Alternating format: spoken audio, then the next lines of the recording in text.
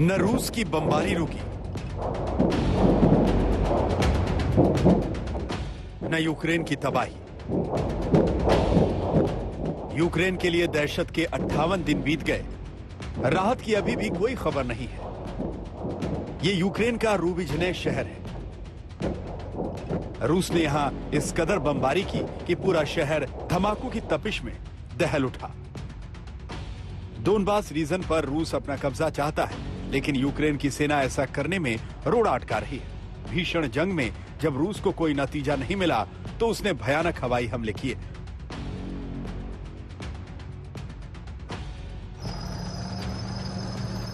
Ukraine को दो हिस्सों में तोड़ने की मंशा लिए रूस का अब पूरा फोकस डोनबास और मारियुपोल पर है। जिस तरह से डोनबास रीजन में अब भीषण हवाई हमले कर रहा है, ठीक उसी तरह से रूस ने मारियुपोल पर कहर बरपाया था।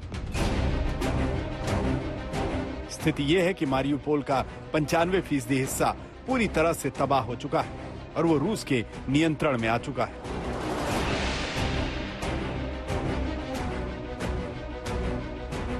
रूस ने यह ऐलान कर दिया है कि जो मारियुपोल का इलाका है वो पूरी तरीके से रूस के कब्जे में है। शोइगु जो रक्षा मंत्री है, उन्होंने कहा है कि एज़ोवस्ताल स्टील प्लांट जो है वहां पर अभी भी यूक्रेनियन और एज़ोव फोर्सेस हैं और उनको बाहर निकालने में 4 दिन लगेंगे। लेकिन रूसी राष्ट्रपति पुतिन ने साफ कह दिया है कि ऐसा कोई ऑपरेशन ना करें जिसमें आप अंदर घुसे, फैसिलिटी को बंद करें ताकि वो बाहर ना निकल पाए और उनको एक और मौका दिया जाए कि वो अपने हथियार गिरा दें।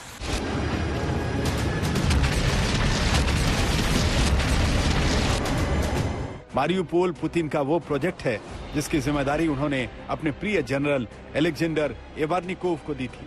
इवारनिकोव ने पहले मारियुपोल पर हवाई हमलों से उसे तबाह किया, फिर चेचन लड़ाकों की मदद से जमीन पर नियंत्रण हासिल कर लिया। इस पूरे मिशन में सैकड़ों लोगों के मारे जाने का दावा किया जा रहा है। देखिए, मारियुपोल दोनों ही देशों के लिए बहुत महत्वपूर्ण है। ना सिर्फ ये एक बहुत महत्वपूर्ण पोर्ट सिटी है, ये डोनबास के सर्वाइवल के लिए, जो दोनेत्स्क रिपब्लिक है उसके सर्वाइवल के लिए भी बहुत जरूरी था। और यहाँ लड़ाई बहुत भीषण हुई है। ये शहर लगभग पूरी तरह से तबाह हो गया है, लेकिन कुछ अज़ोव बटालियन के लोग और यूक्रेनियन स्पेशल फोर्सेस के लोग अभी भी स्टील प्लांट के अंदर बने हुए हैं। लड़ाई चल रही है। देखिए, मैं आपको बता दूं, ये जो स्टील प्लांट है ये यूरोप का सबसे बड़ा स्टील प्लांट है और ये पूरा शहर इन 2 स्टील प्लांट्स के आसपास ही बसा हुआ है। यहां इतना लंबा वक्त इसलिए लग रहा है रूसी फौज को कि इस स्टील प्लांट के नीचे अंडरग्राउंड मोर्चे बना रखे हैं यूक्रेन फौज ने, जिनमें से उनको निकाल पाना बहुत मुश्किल है। कितनी भी बमबारी हो जाए वो ऊपरी स्ट्रक्चर को डिस्ट्रॉय कर सकती है, लेकिन इतना नीचे जाना बहुत मुश्किल है। और यही कारण है कि यूक्रेन को डर था कि शायद वहां रूस किसी प्रकार से केमिकल वेपन्स यूज कर सकता है। मारियुपोल से सामूहिक कब्र की एक सैटेलाइट तस्वीर इसकी गवाही दे रही है। दावा है कि इसमें 9000 से ज्यादा लोगों को दफनाया गया है। जेलेंस्की को यह डर सता रहा है कि पुतिन रेफरेंडम के जरिए मारियुपोल को उनसे छीन लेंगे। रूस की प्लानिंग ही यही है कि डोनबास के साथ साथ मारियुपोल को छीनकर क्रीमिया तक एक लैंड कॉरिडोर बना लिया जाए, जिससे यूक्रेन 2 हिस्सों में बढ़ जाएगा।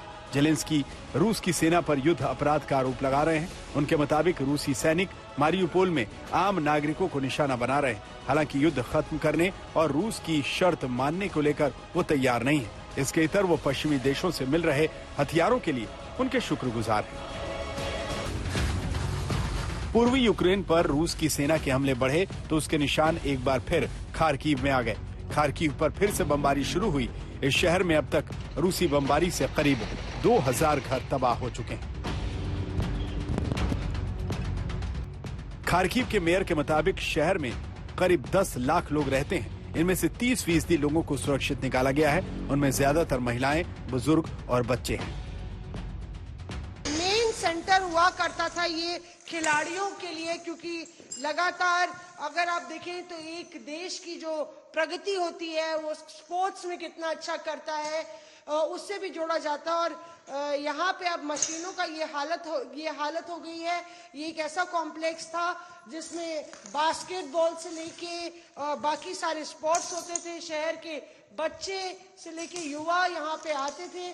और ये देखिए, आप जिम्नास्टिक्स के लिए भी ये मशीन्स हैं, पर पूरा जो ऊपर से सामान गिरा तो सब यहाँ पे पूरी जो बिल्डिंग है वो ध्वस्त हो गई। एक नहीं, दो नहीं, 5 बम इस पूरे इलाके पर।